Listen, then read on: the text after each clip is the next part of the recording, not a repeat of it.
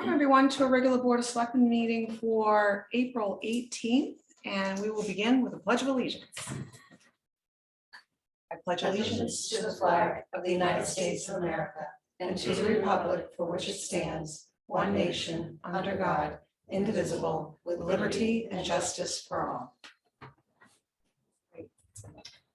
We have got a quorum of 3. The other 2 selectmen can't make it tonight. Just a reminder with our conflict of interest disclosure, if at any point during the meeting a select board member finds that there is an item on the agenda that is a conflict of interest, that they disclose that. Joe, any adjustments to the agenda? None, Madam Chair. Okay. Rolling right along. Number 4, review and approve meeting minutes beginning with April 3rd. Make a motion to approve the Rangeley Board of Selectmen regular meetings for April 3rd, 2023 with any errors or corrections. Shelley's motion. Second. Sam seconds. Are there any suggested corrections? Mrs. Lowell. So under the public to speak, is that the right spelling for Wendy? We will verify. Okay.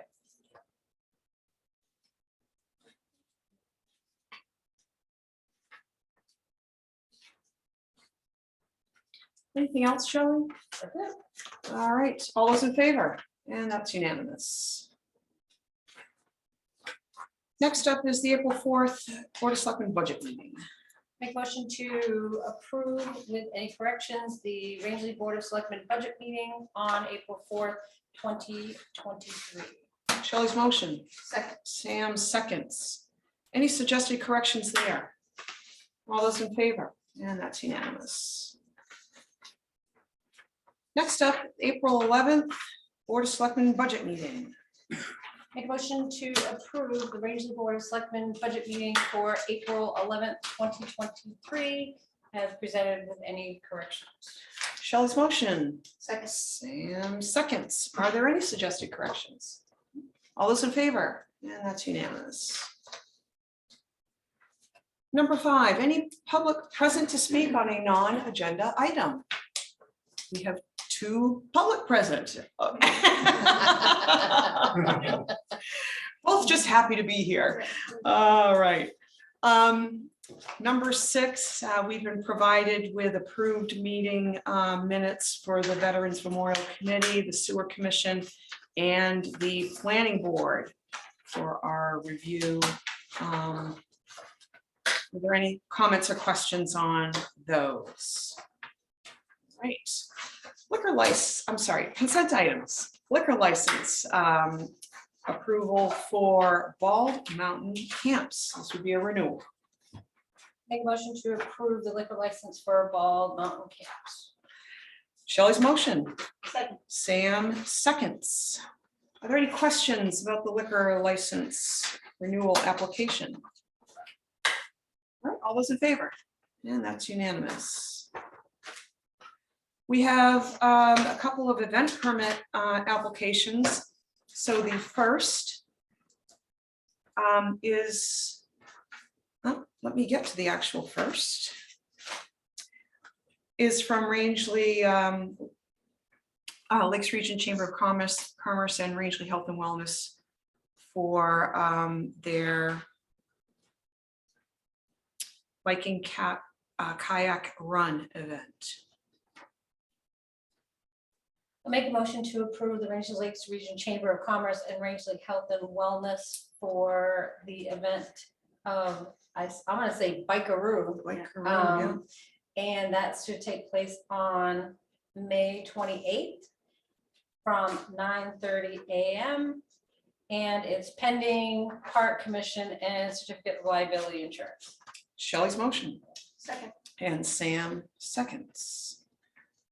Any questions or comments? All those in favor? And that's unanimous. Next up is the Rangeley Lakes Chamber of Commerce event permit application for July 3rd festival. Make a motion to approve the Rangeley Lakes Region Chamber of Commerce event permit for the town park for the July 3rd Festival in the Park to take place on July 3rd from 10 a.m. till dusk, pending Park Commission approval and certificate of liability insurance. That's Shelley's motion. Second. Sam seconds. Any questions or comments? All those in favor? And that's unanimous. We have a vendor's license renewal application for high tide, low tide seafood truck.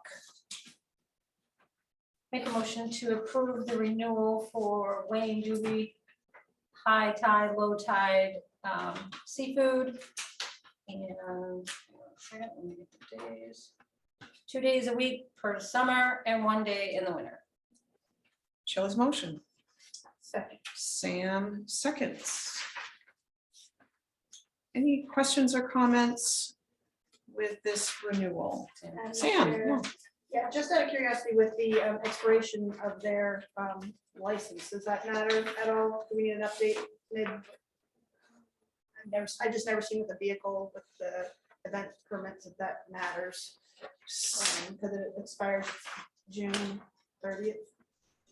All of his insurances and everything. Oh, yeah. So I was, I sorry, I don't was know if we looking at needed this. to ask for an updated when that comes in, when that changes over. I guess what's pardon? I don't think we've ever done that before, Yeah. right?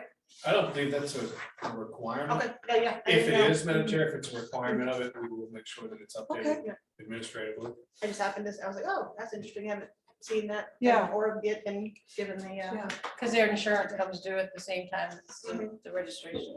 right. That's all. All right, thank you, Sam. Any other questions or comments? All those in favor? Yeah, that's unanimous. Moving along to the airport reserve account transfer. In a prior meeting or two, the Board of Selectmen asked about the accrued interest that didn't get transferred when the Chick Hill money was transferred out of the airport reserve to the general reserve, and it just wasn't included in the motion. And so Joe, it looks like you had the treasurer go back through and calculate the interest that would have been transferred at the time. So that's $11,568.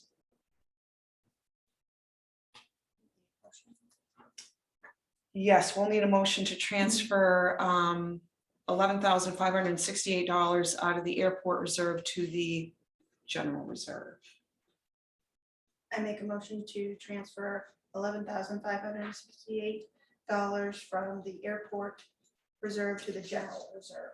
Sam's motion Second. and Shelley seconds. Any questions or comments on this old bit of business?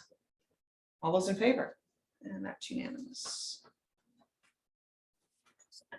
Yes, go ahead, Shelley. In regards to the funds from the Chick Hill fund, Mark had mentioned something before about we had left some money still in the airport reserve. Is that true, that we left some of that cash in there?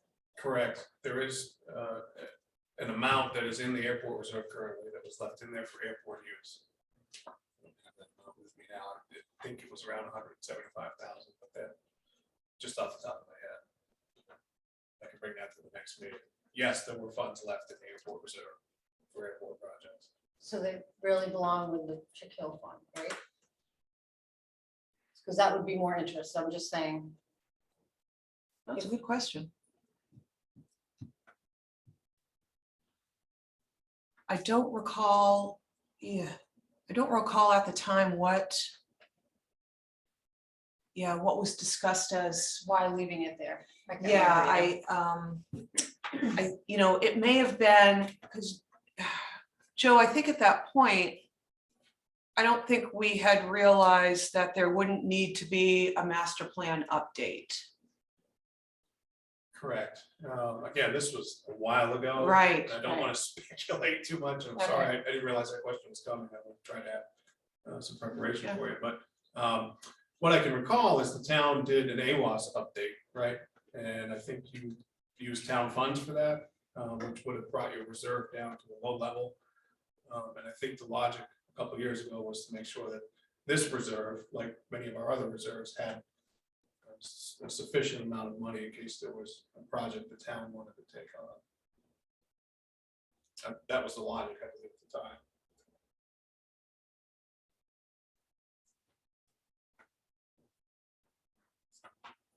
Yeah, Mark.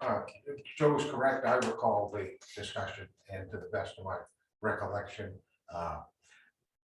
the board felt at the time if they took all of the money that came from Chick Hill that belonged in the general reserve, that there may be a temporary shortage in revenue in the airport reserve for some projects. So if folks left an amount in there to be dealt with at some point in the future when the comfort level was greater, to take it out at that point. Okay. And Mark's been on the airport commission during all of this, so it's isn't just arbitrarily that you recall such things. So thanks, Mark, to help. Any other questions regarding any follow-up, Shelley? Yeah, if we can find out for sure where we're at, and if we can move that money back, that would be awesome. So a future agenda item to discuss the status of the Chick Hill funds, what's left and whether those should be transferred as well. Thank you, Shelley. That wraps up consent items, and we do not have anything for correspondence. Old business. We've got historic overlay district and form-based code that Joe has provided us some information on. And Joe, perhaps if you want to discuss the Historical Society reaching out and scheduling, that discussion. Sure, Madam Chair. I've over the last probably 2 years, I've had some folks in the community, some of them from the Historical Society, talk with me very briefly about their interest in having an historic overlay district in the town, which is kind of similar in scope to what form-based code would be, which is why they're kind of lumped together in one item there. They have not been conversations at length, but they have kind of centered around wanting to preserve, in keeping with our comp plan, preserve those historic properties in town. Tracy's provided information from our comp plan that talks about some of those historic sites. They don't get into talking about preparing an historic overlay district, but when the town begins talking about, or if the board starts talking about form-based code, it might be a good time to maybe do that exercise in parallel if you're interested in that. Both would strive to preserve or keep intact those buildings that have been here a long time and the style that's been here. Maybe may encourage through form-based code styles of new buildings that are consistent with buildings that have been here for a while. That's it in a nutshell.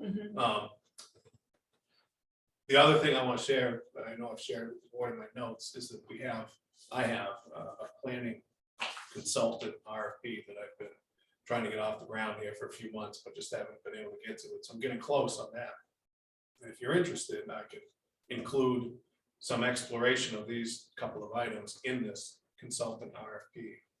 And they can maybe guide us through that, because some of it's kind of technical. I'm not going to claim that I'm an expert in those things. So this would be a good area to have some consultant expertise. So you don't have to decide that tonight, but by the next meeting, I think if you knew you wanted to have that included in the RFP, you could let me know, or if you know tonight, I'm happy to put it in as an option in the RFP. Mhm. In addition to the other things, the RFP has a lot to do with comp plan and then some heavy duty planning review, should we need that. If a major subdivision comes in, we would want some consulting help with that, Mhm. given our staffing levels, so. If you think it's appropriate to put it, I don't mind putting it in there and having it kind of an optional item that folks can give us a proposal on. Mhm. And if the board decides when you open the RFPs that you're not interested in that, or you don't think the price is appropriate, then you can take that out. Mhm. If you think that's appropriate, I can do that and work that in the next couple weeks. Mhm.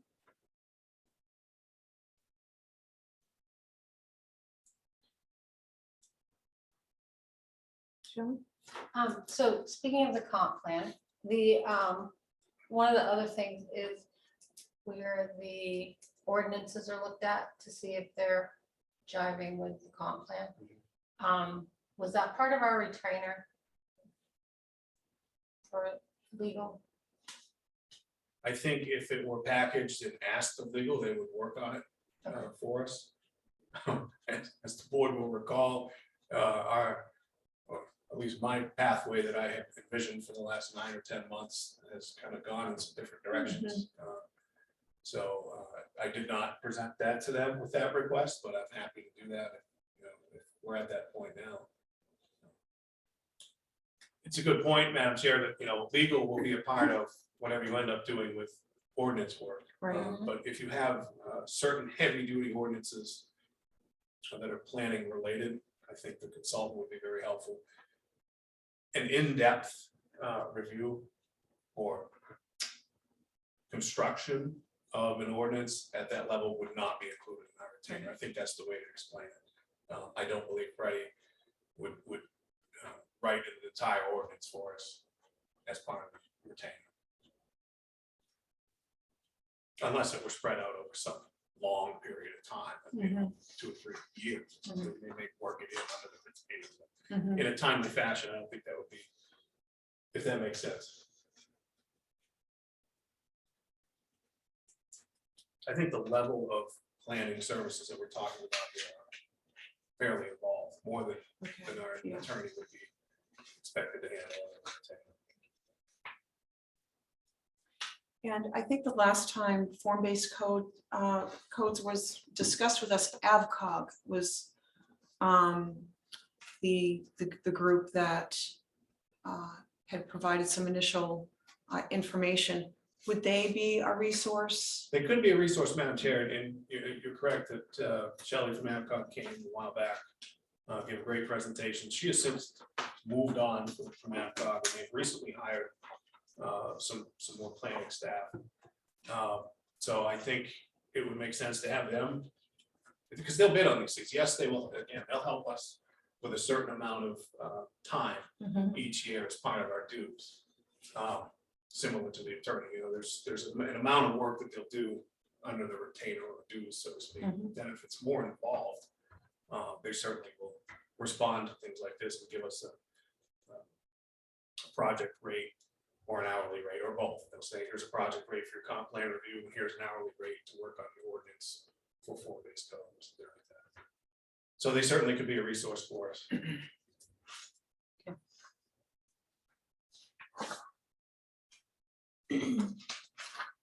All right, so what Joe is asking is if we would care to insert these 2 items, form-based code and the historic overlay district within the planning consultant RFP. And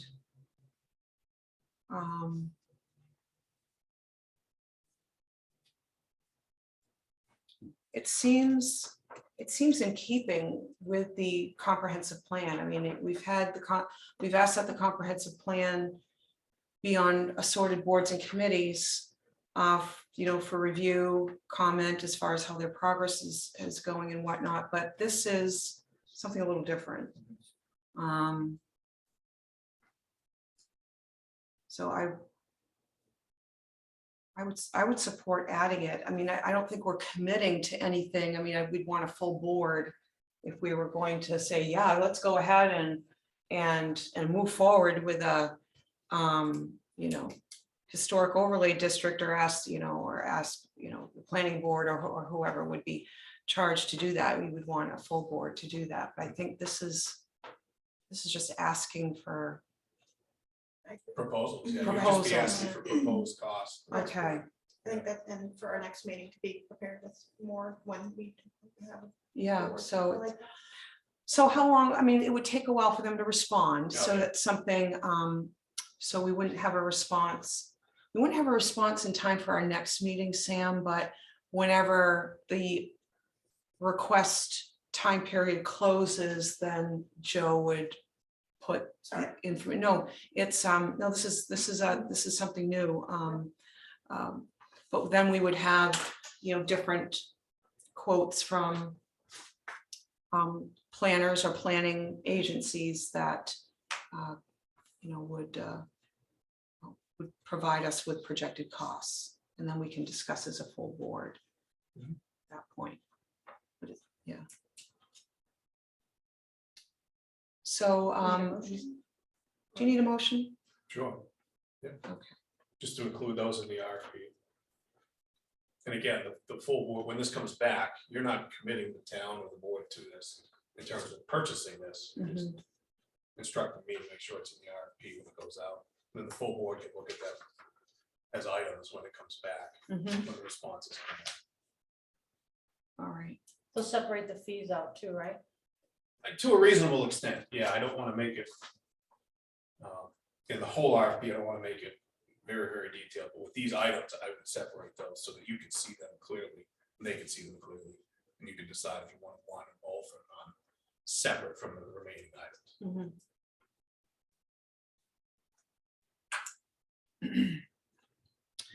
All right, so Sure, I make a motion to include the historic overlay district and the form-based code in the RFP. Sam's motion. Second. And Shelley seconds. Any further discussion? All those in favor? And that's unanimous.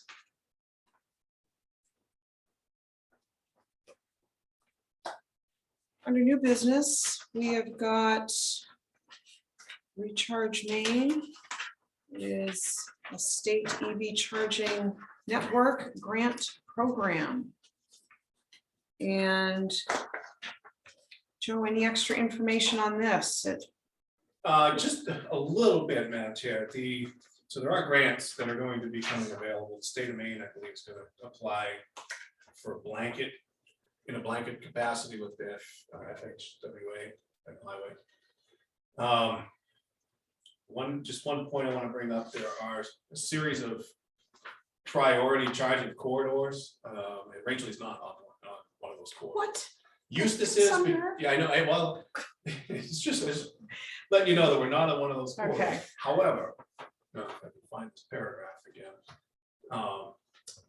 Maine has studied 8 destination towns, 3 of which are not on AFC, that's the corridor, I don't remember the whole acronym. The 3 towns are Millinocket, Greenville, and Rangeley. They consider us to be destinations, so they want, what they're looking for is information. They put out an RFI. So we're not at the application stage, we're at providing them information stage. So if the board is interested in saying, hey, Rangeley, is interested in possibly being part of this grant, we have this parking lot, that parking lot. We generally have an interest in electric vehicle charging. I can submit that RFI, or that, not the RFI. I can submit that information in response to the RFI to the DOT. That'll help them formulate how they're going to put this grant together down the road. So the action item tonight would be to direct me to provide information to DOT related to electric vehicle charging stations on municipal properties in Maine, municipal properties in Rangeley, if you're interested. And again, there's no commitment at this level. They're just looking for information on how they might meet their goals, how we might work together to meet the goals.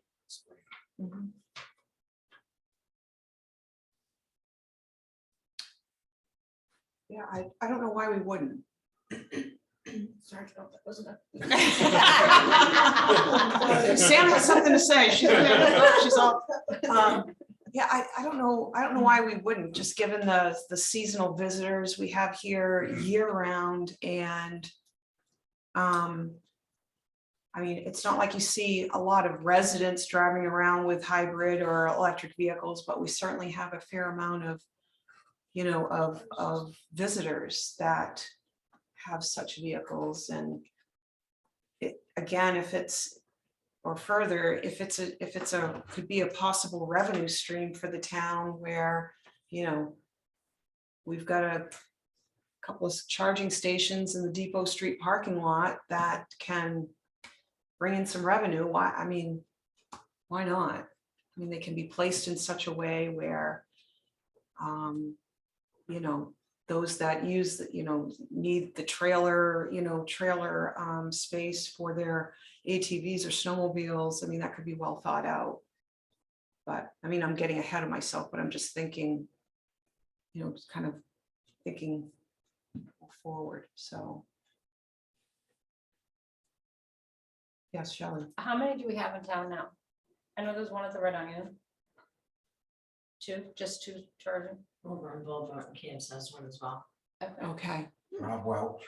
Rob his has bed one. and breakfast. yeah, for his visitors. Yeah, it's all, they're for private use, you know, people just I can't think drive up. This is a Tesla only, Pardon? Tesla only. Okay, I think, yeah, Rob Welch. okay, Madam Chair, that segues into the second sentence in the paragraph I just read. It says, it will be important for Maine's tourism dependent towns to have DCFC, that's DC fast charging or fast chargers available in these destinations. In addition to L2, that's level 2, installations at lodging and other locations. mhm, So they're recognizing that, you know, there are folks that have private locations, but the grant really is interested in having them in public locations right, as well. So, right, and it's tourism driven, the yeah, destination. Yeah, because it's 45. They don't have those, there's 45 miles to the next charging station. yeah. Yes. Yeah, Mark, I think up at Saddleback, when you enter They the do. parking lot, I think the first 10 or 12 on the left-hand side are all yes, EV charging stations. they are, And I don't go there often, but the few times I was up there this winter, it looked like they were, those parking spaces were all full. Yeah, that was in one of the presentations I went to last week on this, that came up. One of the presenters, I think it was Scott Vaughn from Oxford Hills, talked about going to Saddleback and seeing them used, but also liking the idea or seeing the novel idea of the billing structure. So they were, you can swipe your card and pay, I think, by the hour, by the day, or by the kilowatt hour, or by the kilowatt. So there are three options for how the user wanted to pay mhm, for the electricity. So there are ways to do that, you know, Yes. to have that revenue source. Yeah. You know, if somebody's gonna walk around town for the morning, they can buy half a day, or, you right, know, if they don't need that much, they just wanna do it by the kilowatt. Yeah. You know, so they're just trying to get to Rob Welch's place, or wherever they're going, they just need enough electricity to get there, so. Yeah, it's come a long way since the last time I went to yeah. a webinar on this. You know. Well, I think the key is the fast charging, you know, it's Yeah. just so that, yeah, if folks are day tripping or whatnot, you know, they can park their car and spend their money. And then that may lead to bigger things, you know, so Joe, basically, all right, so I'll go ahead and make a motion that we approve the town managers to submit town of Rangeley information to the RFI recharge main program. Second.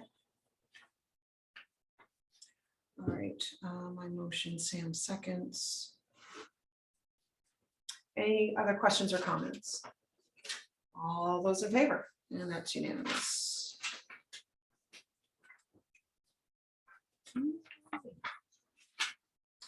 Town manager report number 11. So we have got our monthly department head updates. The first is from Chief French, covering March 15 to April 11. The next is Chief Bacon's monthly report for March, which is a couple of pages.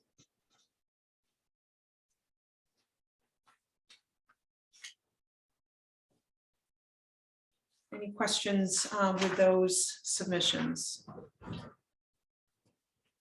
All right, moving on to calendar. May 6th is the 7th annual trash pickup day. So is this something, Tracy? This is Tracy's event. She can give you more details. on it. All right, Tracy. Hi, everybody. So I'm gonna have some trash bags left, probably at Builder Supply and then some at Coob's. And I'm just asking folks to do like they've done in other years, just grab some bags and pick where they want to go and just make sure I'm aware where the trash bags are so I can gather them if they can't get into the dump themselves. I've invited Plantations to participate. I've cleared it with our transfer station. Starts around 10. If there's a rain day, I haven't scheduled a rain date, but yeah, I'll try and get it right away. I would like to have it done before Mother's Day. So Oh, good idea. yeah. All right. Wonderful, Tracy. It's a great event. Thank you. It really is. Thank you so much. You're welcome. All right, that's May 6th. May 15th, the transfer station summer hours begin. Basically, Madam Chair, that means they're open on half day on a Sunday. on every Okay. Sunday now, in the mornings. All right. Also on May 15th at 5:30, the town warrant final public hearing will be held. Does that date work for the board? It should. It's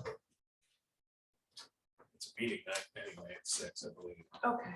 So, and that way, we could word it so that the meeting would follow the public hearing. That way, you don't have to shut everything off at 6 if there's still discussion going on. Okay. All right, May 15th. I will be out of the country. I zoom in. I don't think you need to. You what?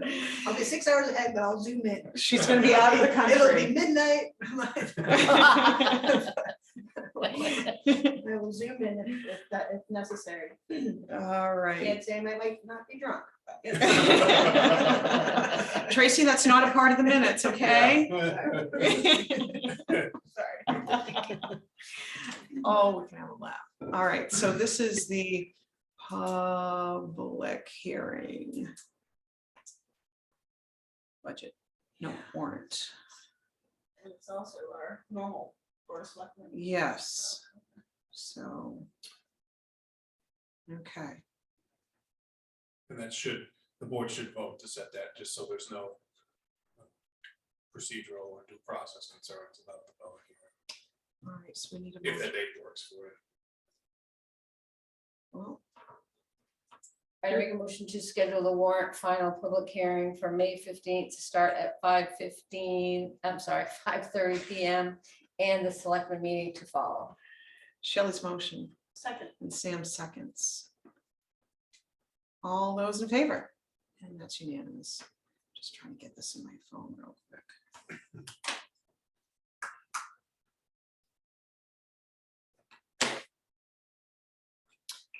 Under other business, for the town manager report, the iWork program update. Joe. Madam Chair, I'll give you a brief update. So Carl is working with the folks at iWork.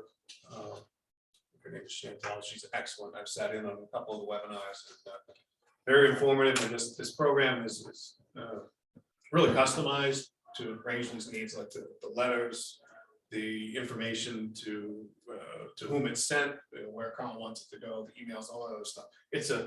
The program is universal, but the way it's getting set up is custom to the way that Carl has wanted it. He's asked a couple questions about my thoughts too. But I wanted to just let you know that we're still working on that. We did have one module go live a week or so ago. And our contract with these folks requires that the links are put on the website before a certain date. So we're trying to meet those deadlines, so we can avoid any penalties, and also so we can get it off the ground. So the first one that we put on there was code violations. That was the first module that was built. It was an easier one to do. And then it was tested. It had a little PSA on our website. After a couple of days, we took the PSA off, and now the PSA talks about jobs that are available in Rangeley. So, but the link worked. So the next module that will be public facing is really an application module. So folks who want to can use the website to apply for building permit, apply for conditional use permit. Eventually, all of those things will have a forward-facing online presence. That's not the whole purpose of this program, but it's a big benefit to it. It really, back of the house is designed to help organize all of the information that office needs to track. And as you can imagine, it's quite a bit. If you have 100 and some odd applications, there are inspections with each one. Some of them span over different fiscal years, so it'd be very helpful. I really like the assignment function. So Carl, if he gets it, he can send it to the sewer department or plumbing inspector. Kind of everybody's in the loop. There's an electronic trail, if you will. People get emails, kind of be in the loop. Not that people weren't in the loop before, but it streamlines it, and you do it when you're thinking of it, and some of it happens automatically. Nice. So we're excited about it. The rollout hopefully will be at the end of April. That's what we're shooting for. We're close. So just wanted to give you an update on that. Great. Any questions for Joe? All right. Poland Springs March usage provided. So there's the email below. I'm sorry, email in our packet that from Richard Fortin to the Water District, which has been shared with us as far as the the March utilization and the year-to-date. Shelley? So these are just numbers. So the entire month of March, they pulled 3,563,050 gallons from. And then what is it, year to date, 10.3 mil. When do we know if it's drying up? I mean, is there any?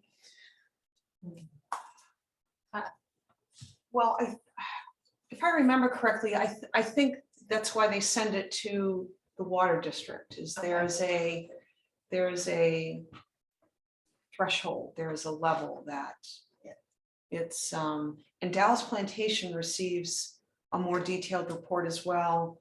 I talked to the first assessor there because they abut this White Cedar Spring. So there is That's a lot of water. it's a lot of water. Yeah. And I think in the past, I know in the past there is a limit and they haven't come close to it this is solely from what I recall, but Ethan might be able to elaborate more as a Water District employee when he, for future discussion.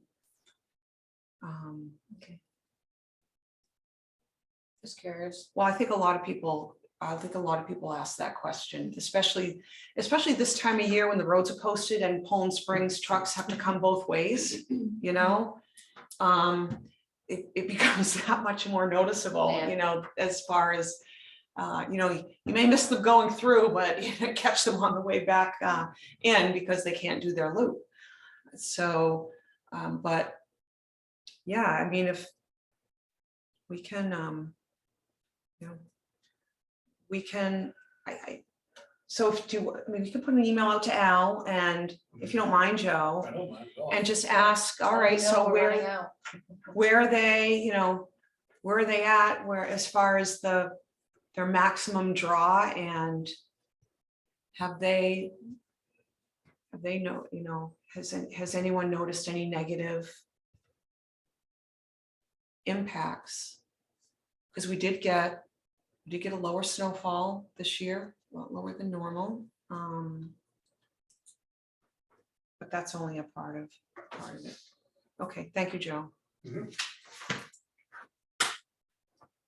Any other questions regarding the Poland Springs usage? All right, select board communication. Shelley. So is there any way we could get examples of some treasurer reports from other towns? Sure. Just because sometimes it's really, unless seeing it out and about, not knowing where everything is, like where we're in the minus or in the positive and what possibly the reasons are, rather than looking at that big thick report every single month, just like a quick summary. And also in regards to that, have we decided on moving any funds into a CD or anything like that? You haven't decided yet, Madam Chair. I have actually anticipated that question. Now that the budget is wrapped up, I've set a meeting, I believe it was the 27th, with the treasurer to go over a debrief of the last time we presented to you, take away the information we gleaned from the board during that meeting and come up with kind of a chart to bring back to you to make sure it's what you're looking for. I gathered from that meeting that you were looking for a more comprehensive investment schedule. But I think there are allowable investments that probably don't make sense right now, and we're going to present you that Right. sometime in May, because this is your last meeting in April. Mhm. And when's the last time we put it out for bid, the deposits out for bid again? Been close to 3 years, because it hasn't happened since I've been here. That I can recall. I don't recall it happening since I've been